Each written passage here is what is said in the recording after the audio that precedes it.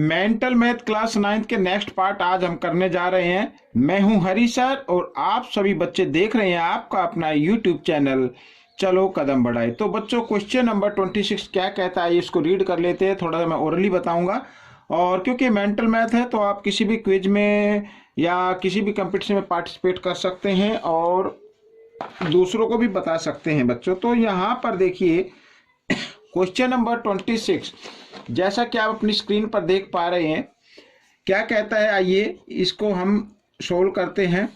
यहाँ पर कहा है इन ट्रायंगल एबीसी, एबीसी एक ट्रायंगल है, बी 65 डिग्री का है, यहाँ पर ये 65 डिग्री और एंगल सी है 45 degree. The bisector of angle B A C, ये ए का बाइसेक्टर यानी जो भी मेजरमेंट ए की होगी हाफ इधर होगा और हाफ इधर होगा, ठीक है। Meets BC at D, BC को डी पर मिलता है। देन फाइंड डीएसी और रेशो एंगल सी, यानी एंगल डीएसी यानी डीएसी और सी का रेशो आपस में फाइंड आउट करना है। तो ये करने के लिए सबसे पहले बच्चों हमें एंगल ए की वैल्यू फाइंड आउट करनी होगी। अब हम सभी बच्चे जानते हैं कि जो ट्रायंगल होता है उसके 3 एंगल होते हैं, उनका सम इक्वल होता है 180 के। अगर इन दोनों को प्लस करके 180 में से माइनस कर दिया जाए तो एंगल ए की मेजरमेंट आ जाएगी, ठीक है ना। अगर हम दोनों को प्लस करते हैं तो 110 आता है और 110 को जब हम 180 में से माइनस करेंगे तो 70 डिग्री आ जाएगा। अब 70 का मतलब है हाफ इधर हाफ इधर, 70 को 2 इक्वल पार्ट में डिवाइड कर लीजिए तो ये 35 और ये 35 आ जाएगा, ठीक है। तो रेशो फाइंड आउट करना है। आगे डीएसी लिखा है तो डीएसी की मेजरमेंट पहले लिखिए रेशो और फिर ये लिख लेना है आपको 45 डिग्री। अब ये देखो 5 की टेबल से यहाँ पर डिवाइड हो रहा है 5 7 जा और 5 9 जा, तो रेशो आएगा 7:9, ये आपका आंसर आएगा। लेकिन करना कैसे है, अगर टिक मार्क का है तो आप इस तरीके से फाइंड आउट कर सकते हैं। तो सबसे पहले हमें एंगल ए की मेजरमेंट निकालनी होगी और एंगल ए की मेजरमेंट कैसे आएगी, 180 में से हमें माइनस करना है क्या एंगल बी और प्लस एंगल सी, ठीक है। तो एंगल ए की मेजरमेंट आ जाएगी। तो angle A equal 180 degree minus B plus C, दोनों को अगर हम प्लस करें तो आता है बच्चों 110 आता है। मैं डायरेक्ट लिख लेता हूं, ठीक है ना। बी और सी को दोनों को प्लस करेंगे तो एंगल ए की मेजरमेंट आपकी आ गई 70 डिग्री, ठीक है। तो एंगल ए की आ गई क्योंकि यहां पर बाइसेक्टर गिवन है, तो बाइसेक्टर गिवन है तो यानी एंगल हमें डीएसी फाइंड आउट करना है। तो डीएसी तो हमें करना क्या होगा, डीएसी की वैल्यू कैसे आएगी, एंगल ए को 2 से डिवाइड कर देना है, 70 को 2 से डिवाइड कर दीजिए तो 35 डिग्री आ जाएगा बच्चों इस तरीके से। तो डीएसी आ गया। अब रेशो फाइंड आउट करना है तो आप कर सकते हैं जैसे अभी मैंने करके दिखाया है।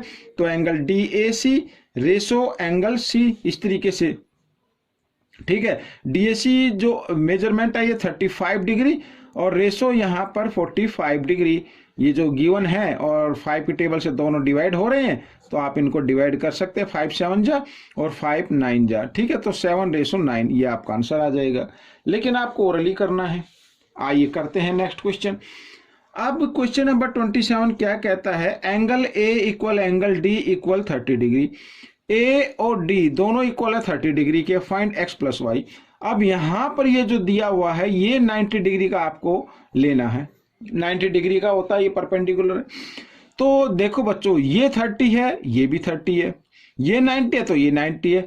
अब यहां पर x जो आएगा वो y के इक्वल होगा, यानी दोनों की मेजरमेंट इक्वल होगी क्योंकि ये एंगल इक्वल आ रहा है इस एंगल के और ये एंगल इक्वल आ रहा है इस एंगल के, तो इसका मतलब ये एंगल इक्वल आएगा इस एंगल के, ठीक है ना।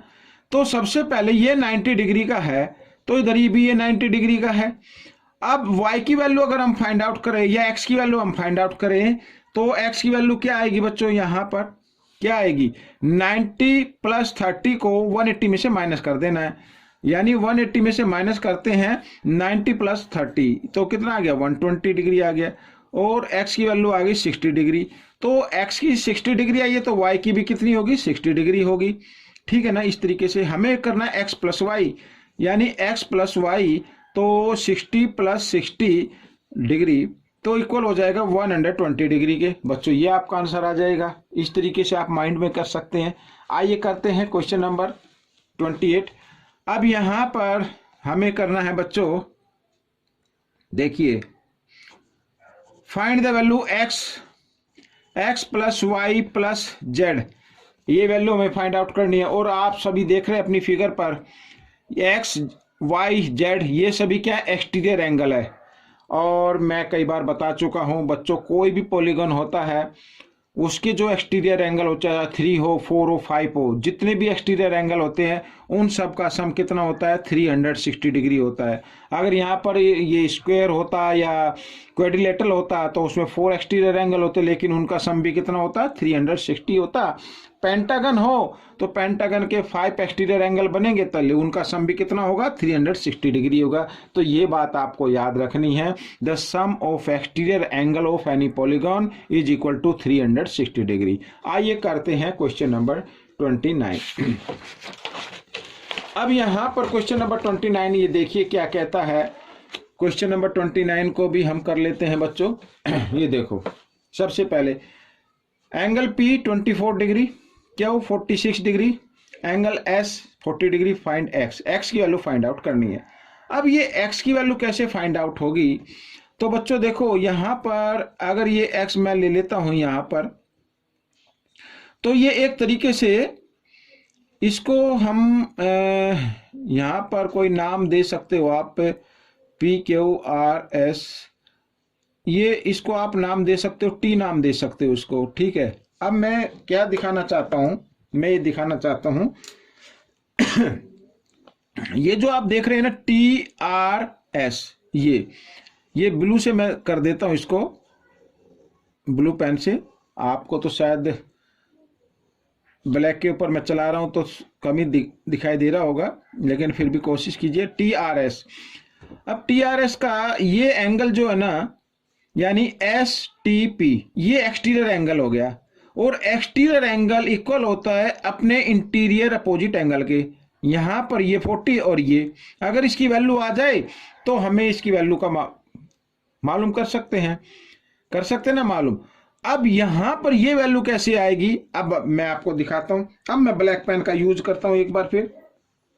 अब देखिए यहां पर इसकी वैल्यू फाइंड आउट करने के लिए, अब यहां पर PQR ये एक ट्रायंगल हो गया, और PRS ये एक्सटीरियर एंगल होगा। तो PRS की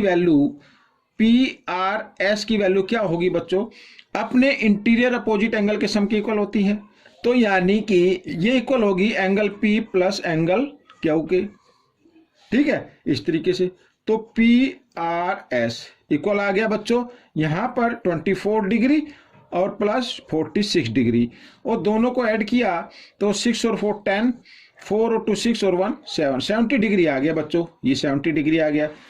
अब x की वैल्यू फाइंड आउट करनी है, अब एंगल x की वैल्यू फाइंड आउट करनी है, तो ये भी इक्वल होगा अपने इंटीरियर अपोजिट एंगल के सम के इक्वल।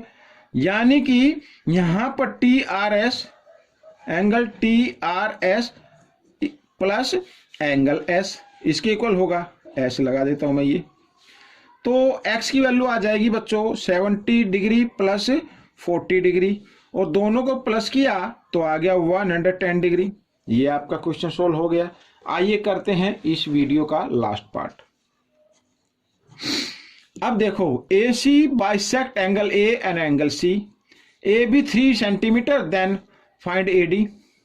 AB 3 सेंटीमीटर है, AD फाइंड आउट करनी है, ये भी 3 सेंटीमीटर होगी। कैसे, अगर हम दोनों को कॉन्ग्रुएंट प्रूव कर पाए तो ये कोरस्पोंडिंग पार्ट में आ जाता है, तो कोरस्पोंडिंग पार्ट इक्वल होते हैं।